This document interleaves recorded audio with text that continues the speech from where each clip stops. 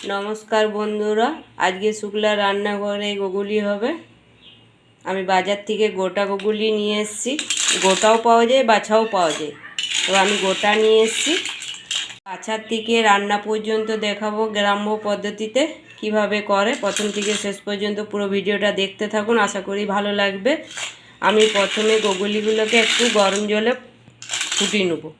आमी गुगुलिगुलो गरम जले निये एकटु ठांडा करे निয়েছি।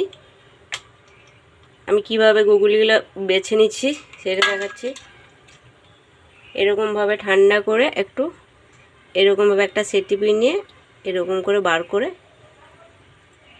তারপরে গুগলির যে মুখটা থাকে এটাকে ছাড়িয়ে নিতে হবে। এইভাবে ধুয়ে এরকম রেখে নিতে হবে। আমি এই প্রসেসে সবগুলো গুগলি পরিষ্কার করে নেব, খোলাটাকে ছাড়িয়ে নেব। সমস্ত গুগলিগুলো বাছা হয়ে গেছে। এবারে আমি গুগলিগুলো ধুয়ে নেব। এর জন্য জল চাপিয়ে দিয়েছি। গুগলির মধ্যে অনেক মাটি থাকে, তো ওই জন্য ভালো করে গরম জলে ধুতে হবে।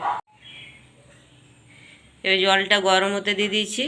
জলটা ভালো করে গরম করে গুগলিগুলো 5-6 বার ধুয়ে নেব গরম জল দিয়ে। আমার জলটা গরম হয়ে গেছে। গরম জলের মধ্যে আমি গুগলিগুলো দিয়ে দিচ্ছি।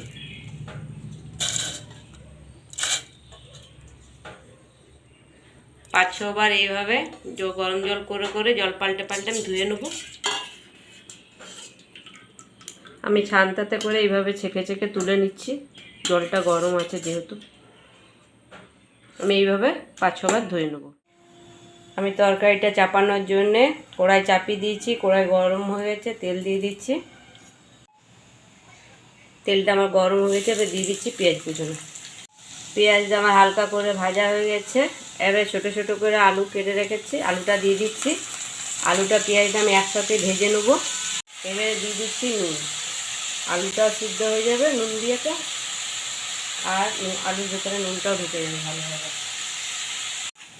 এবারে লো টু মিডিয়ামে করে আমি আলুটাকে ভালো করে কষিয়ে নেব যতক্ষণ না সিদ্ধ হচ্ছে। আলুটা আমার ভাজা হয়ে গেল। এবারে দিয়ে দিচ্ছি আদা রসুন আর লঙ্কা বাটা।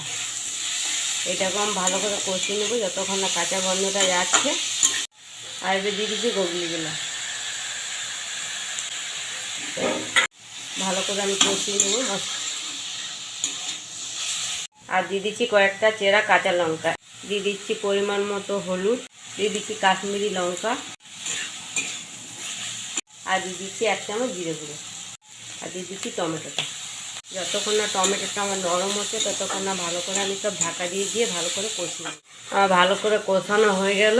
এবারে দিয়ে দিচ্ছি জল। এবারে যতক্ষণ না আলু গুগলি সিদ্ধ হচ্ছে ততক্ষণ না আমি ঢাকা দিয়ে রেখে দেবো। আমি গুগলির জন্য একটা মশলা করে নেব। এখানে পোস্ত, সাদা সরষে, কালো সরষে আর একটু নুন দিয়ে আমি একসাথে সব বেটে নেব। ঢাকাটা খুলে দেখে নিচ্ছি। এই আমার আলুটাও সিদ্ধ হয়ে গেছে, গুগলিগুলোও সিদ্ধ হয়ে গেছে। একটু নেড়ে চেড়ে ম্যাট ঘ্যাট খাইয়ে দেবো। এবারে দিয়ে দিচ্ছি গরম মশলা। এবারে দিয়ে দিচ্ছি বেটে রাখা সরষে পোস্ত। আর এই তরকারিটা একটু চাপচাপি ভালো লাগে, এটা ঝোল ঝোল ভালো লাগবে না। সরষে পোস্ত দিয়ে আমি একটু ফুটিয়ে নেবো 2-3 মিনিট। প্রতিকে একটু তেল। আজকে গুগলির তরকারি রেসিপিটা আপনাদের কেমন লাগলো অবশ্যই জানাবেন। যদি ভালো লাগে লাইক শেয়ার সাবস্ক্রাইব করবেন। আর এইভাবে বানিয়ে খাবেন একবার, তারপর কমেন্টে জানাবেন যে কেমন লাগছে।